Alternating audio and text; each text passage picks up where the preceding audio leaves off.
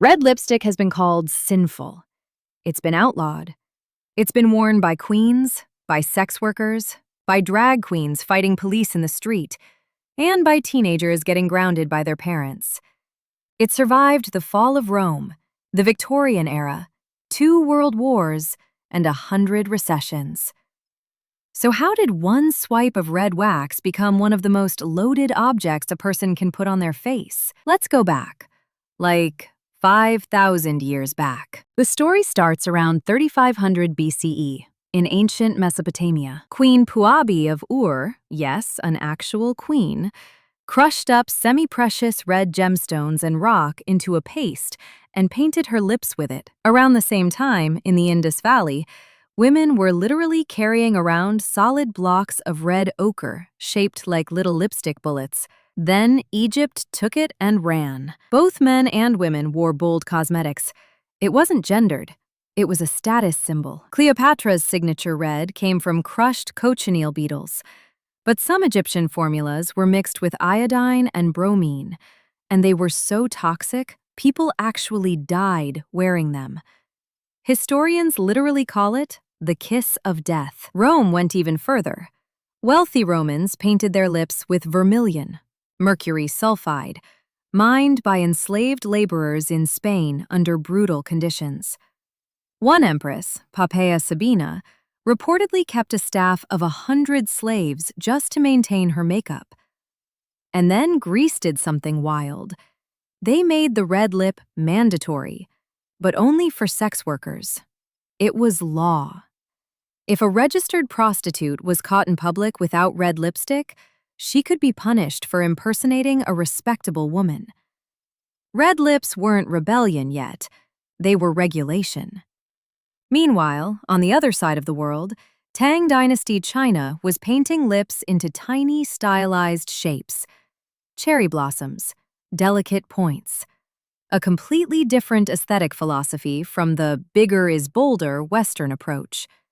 And in Japan, geisha used a pigment called beni, made from safflower petals, that's so concentrated it actually looks metallic green in the jar and only turns red once it touches your lips. So, even 5,000 years ago, red lips already meant 5 completely different things depending on where you stood. That pattern?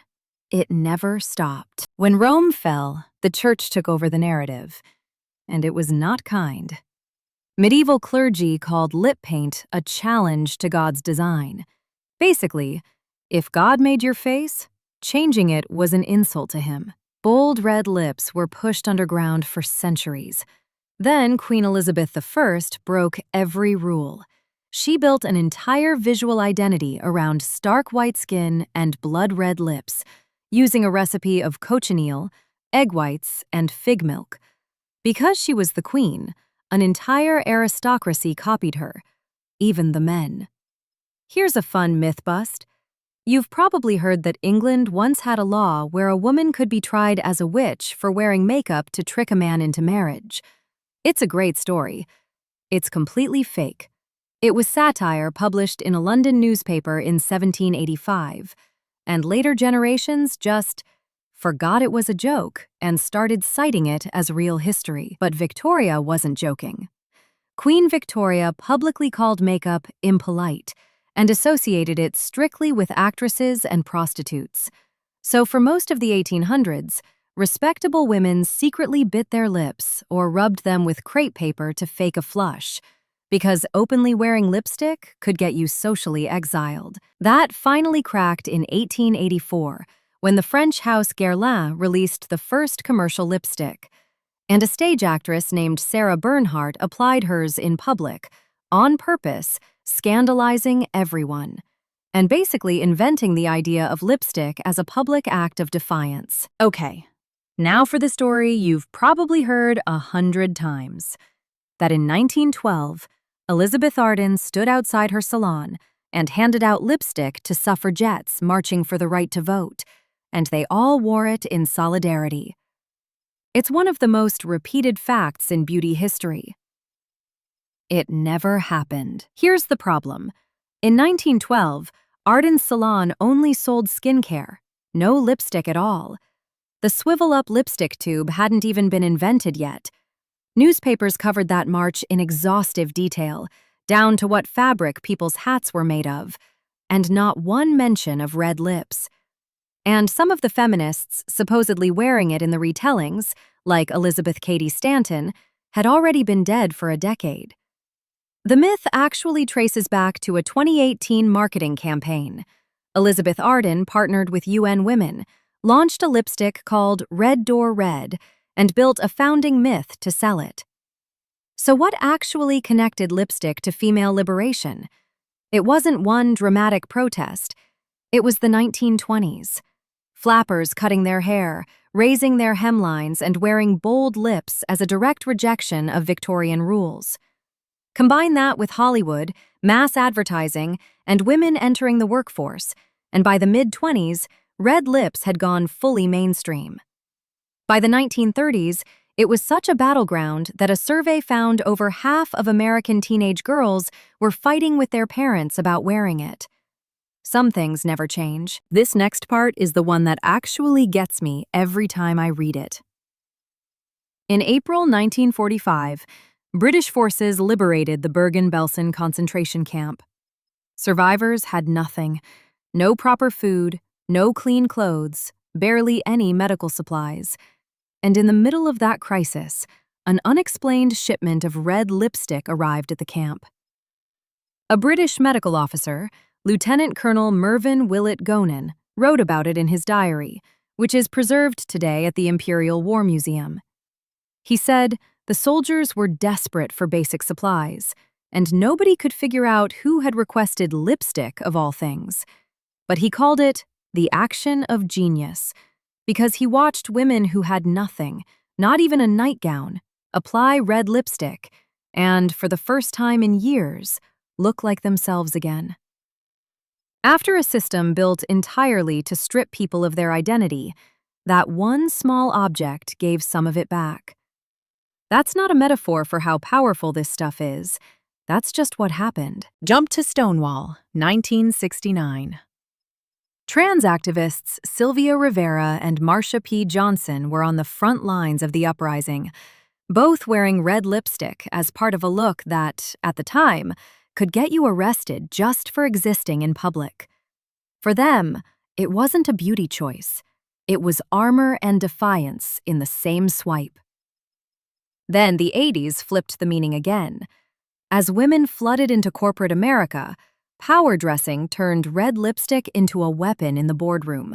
Paired with sharp shoulder pads and bold brows, it was about commanding a room that wasn't built for you. And this thread runs all the way to now, when AOC wore bold red lipstick to her congressional swearing-in as a deliberate nod to Justice Sonia Sotomayor. Same color, completely different battlefield, decade after decade. There's also a biological reason this color refuses to go away. Researchers have found that red lips visually simulate blood flow and oxygenation, cues our brains associate with health and vitality. It's the opposite signal of blue-toned, cyanotic lips, which we instinctively read as sickness. Red lipstick is, in a very literal sense, faking good health, and our brains reward it. For decades, though, the industry had a real technical problem.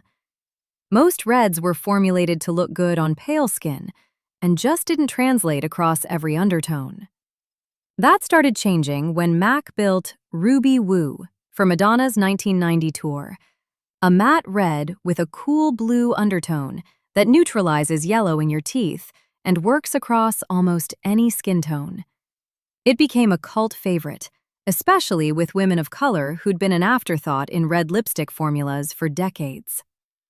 Rihanna's Fenty Beauty pushed that even further in 2017 with Uncensored, a universal red designed from day one to look right on every skin tone, no liner required.